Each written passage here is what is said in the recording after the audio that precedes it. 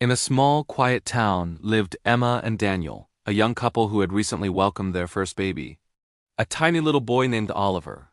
Their home was filled with new love-warm bottles, quiet lullabies, and the soft breathing of a newborn discovering the world.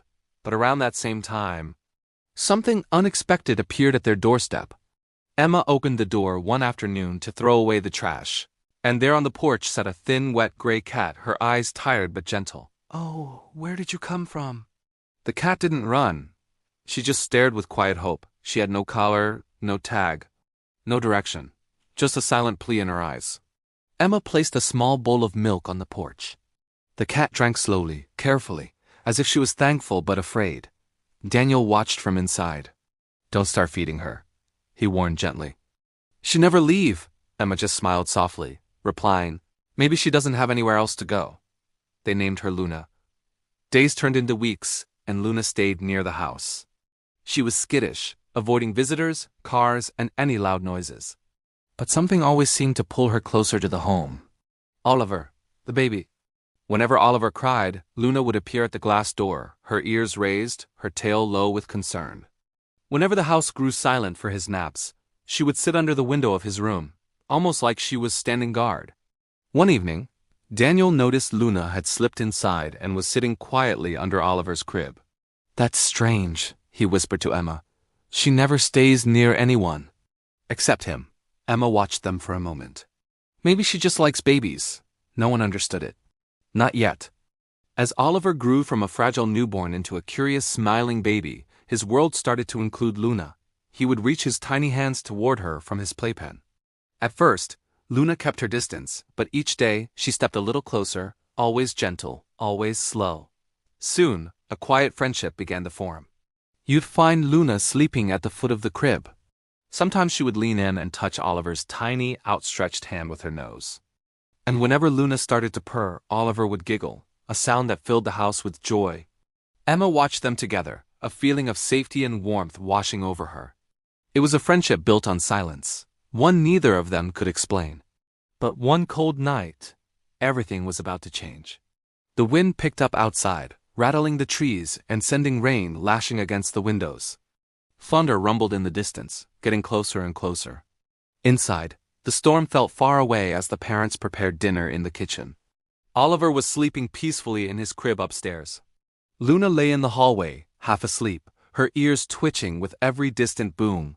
Then, a loud crack. A strong gust of wind blew the window in Oliver's room open just slightly.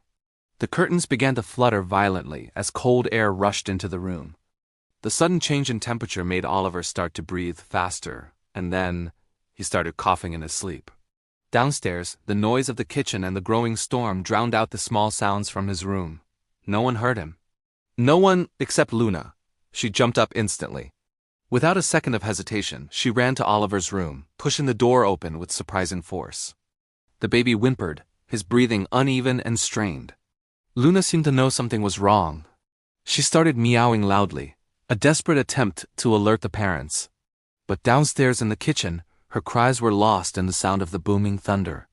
Growing more frantic, Luna jumped onto the dresser and started knocking things to the floor, trying to make any noise she could. Still, there was no response.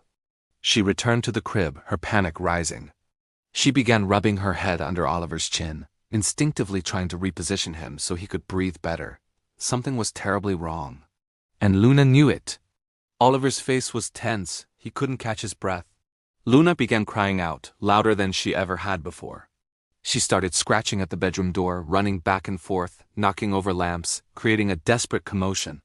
Finally, Daniel heard a faint noise through the storm. "Emma, did you hear that?" They dropped what they were doing and rushed upstairs. They were met with chaos, a lamp on its side, objects scattered on the floor, and Luna crying frantically beside the crib. Emma's eyes went straight to Oliver. She picked him up instantly. He wasn't breathing right.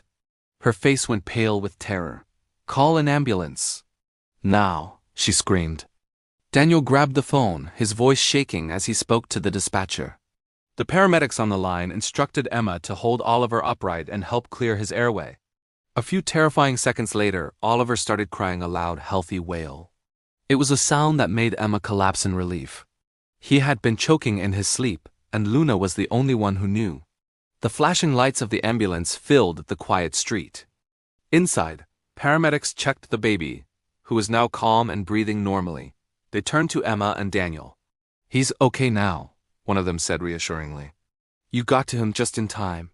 Daniel's gaze fell on Luna, who was sitting in the corner of the room, still trembling from the ordeal. "She saved him." "Didn't she?" he said softly, looking at the paramedic. The paramedic smiled. "Looks like she's more than just a pet." Emma walked over and gently picked up Luna, hugging her close and crying into her soft fur. The stray cat they once thought was lost had just given their lives a new direction. Months later, the house was filled with the happy sounds of a baby on the move. Oliver was crawling now, exploring every corner of the living room.